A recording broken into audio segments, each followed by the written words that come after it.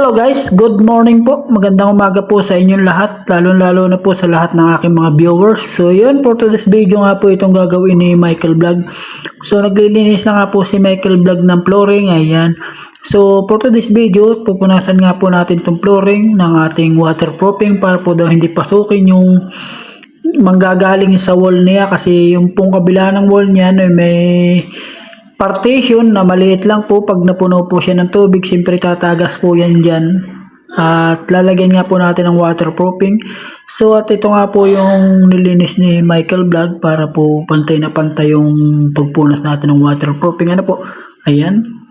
So at ayun nga guys, panoorin ninyo yung aking vlog na naman ngayon. Ayan, araw ng Lunes. So ayun nga guys, at ating pong nililinis. So mas maganda po yung linis na linis para po pagpupunas natin ng waterproofing, ayan po ay maganda, pantay na pantay. At saka wala pong lubak-lubak siya, ano po. So ayan guys, so hisimulan ni Michael Vlog mamaya maghalo ng kanyang ipupunas niyan. So napunasan na po natin to kanina.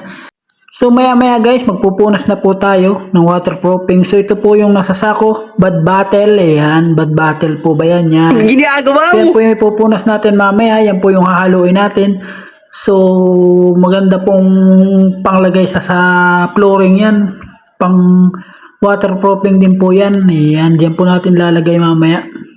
So, siyempre guys, atin muna linisin, punasan natin ang maganda at para pagpunas natin mamaya ay maganda yung ating paglalagyan, ano po. So, para po wala siyang bundok-bundok na mangyayari. So, at ito nga po yung ating ipupunas yan, waterproofing po yan. So, nahalo na po natin yan. So, papakita ko rin po sa inyo kung paano paghalo.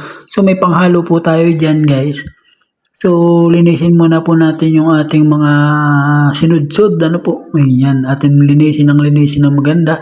At para pagpunas po natin ng waterproofing natin dyan sa baba ng ating flooring ay maganda na po guys. So, maganda po yung kapit niya. Ayan.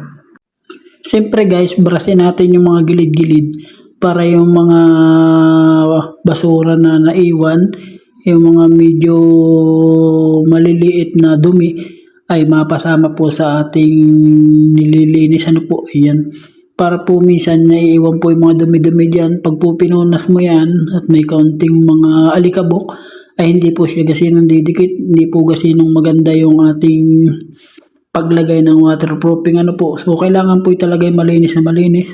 So at ito na nga po yung ating pampunas, ayan, at hinalo na nga po natin.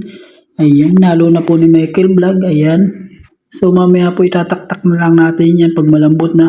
So siyempre pagkataktak natin sa flooring ay atin na po yung ipupunas. So yun guys, samahan nyo si Michael Vlog ngayon. Araw ng Lunes guys. So yun. At atin na po ilagay at tapos na po yung paghahalo. So ganyan po kalambot siya. So ayan, lagay po natin sa flooring, ano po. Ayan. Yan. So atin na lang po ikakalat yan. Kailangan po maganda yung ating pagkapantay. So kailangan po natin yan ng rudilang bakal. Ayan po yung ating rudilang bakal. Ayan. So ganyan lang po yan guys. So panoorin nyo po si Michael Vlog kung paano po magpunas ng waterproofing. So kailangan naman natin guys, pag tayo magpupunas ng waterproofing, so kailangan natin ng rudilang bakal. So ayan nga po. So yan po yung ginagamit na paglagay ng mga skim coat. Ayan, pag nag-skim coat ka po sa mga wall, ano po, yan din po yung ginagamit. So bali po rudilang bakal yan. Ayan po. So marami pong nabibili niyan sa mga palengke, mga tindahan po. So mura lang po yan. At atin pong ganyan-ganyan lang yan paglalagay. Punas po natin ay punas at napakalambot naman po, parang kalamay. Ayan.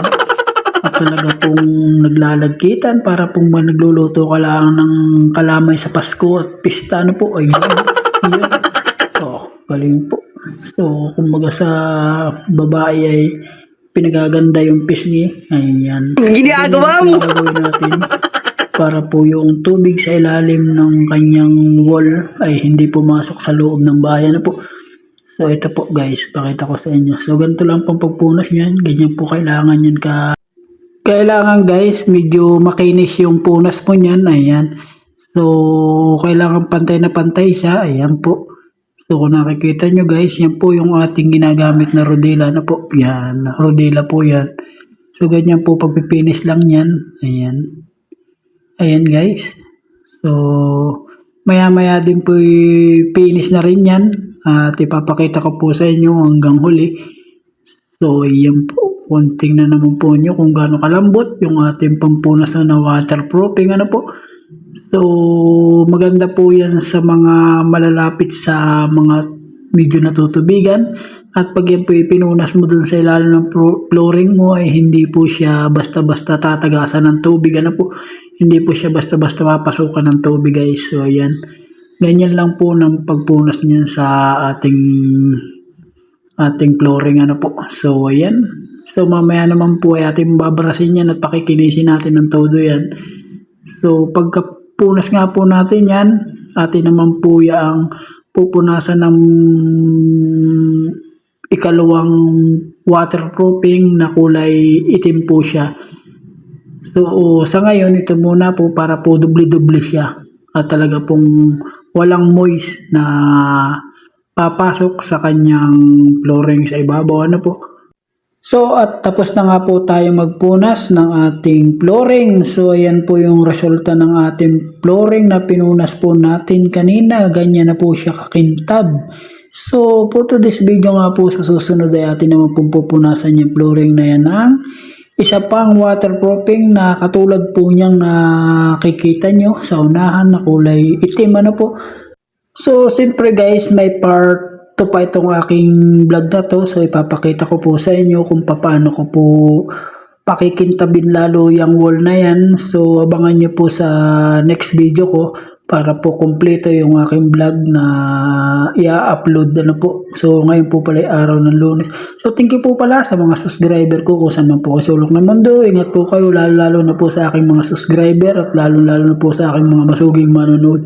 Ingat po kayong lahat. Hanggang dito na lang po ang vlog ni Michael Vlog. Ingat po kayo for watching.